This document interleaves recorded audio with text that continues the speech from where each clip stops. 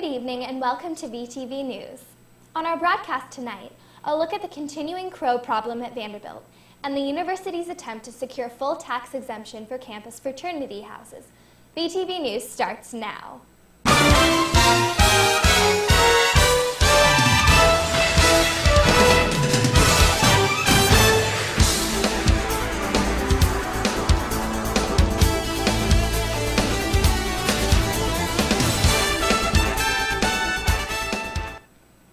Hi, I'm Julia Seals.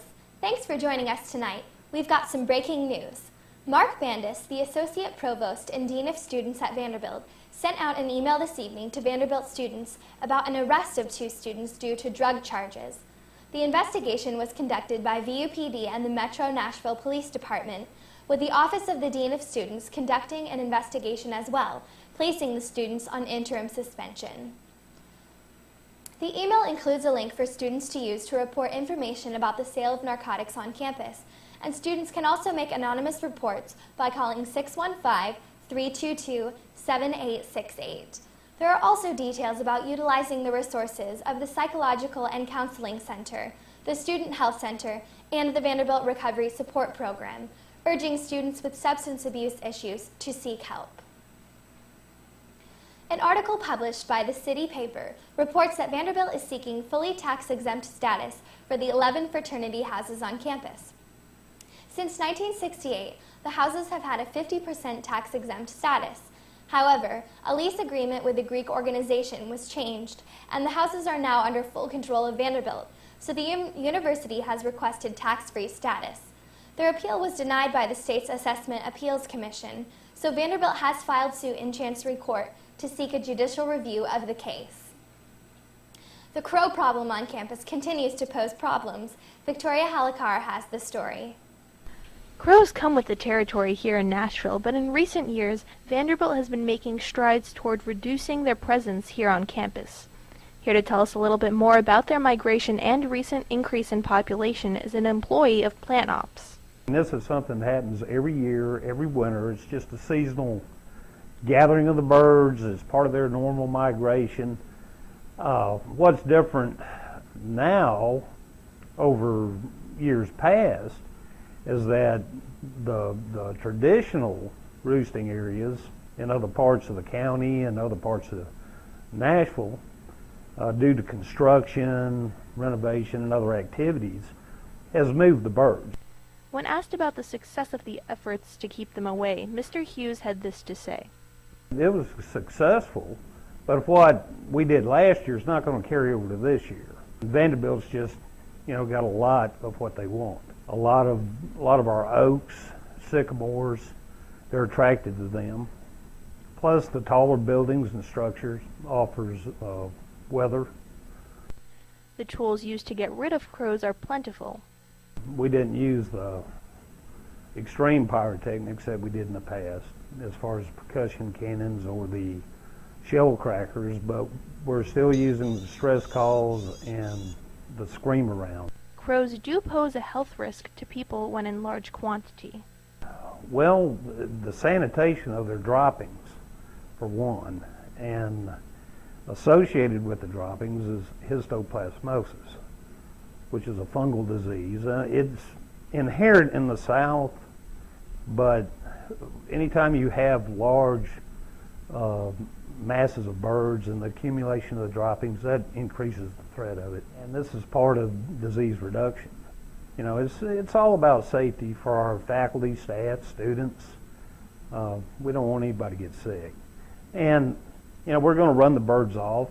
We don't know where they're going. Hopefully they're going to go somewhere where it's not going to impact people quite as much, but, our students and staff, are our number one objective. Thanks, Victoria. The authors of Burn Your Resume spoke at Vanderbilt on January 22nd. Colin Zimmerman has the details. Well, 3 of the main points of our book are based around this concept of the alignment of passions, skills, and interests. Passion's the thing we care most deeply about, skills, the things we're naturally best at doing, and interests, the things that keep us coming back for more. The biggest thing is plain traffic. Take action, right? You got to get out there and do stuff. I do believe the natural order of life is that opportunities come by being in the game. And so my goal was to get them in the game, but it wasn't just to tell them to get in the game, because that's kind of empty, right? What do you do with that? So I was trying to give them some action steps you can do. So whether it's emailing, whether it's making phone calls, whether it's meeting people in person, what are very simple things you can say to engage in some conversation? I feel like the speakers gave a lot of good advice on how to prepare for going into postgraduate-like opportunities and internship opportunities. They gave a lot of important information on how to network and to take advantage of your alumni association. I learned a lot about directly contacting alumni and how that can be really beneficial in landing a job or just learning more how to focus the career path you want to go on, just in terms of how much a phone call can really make and the best times to call, and really how the little things count.